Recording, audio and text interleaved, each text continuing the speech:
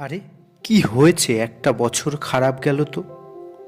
সবসময় সবটা যে মনের মতো হবে এমন তো নয়।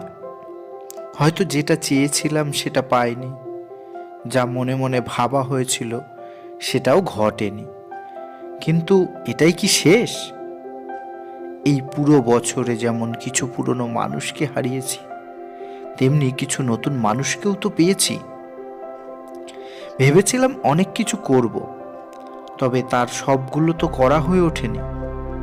এমনও হয়েছে যারা একদম কাছের মানুষ ছিল তারা ভীষণভাবে ভুল বুঝেছে, না চাইলেও তাদের সাথে সম্পর্ক খারাপ হয়েছে।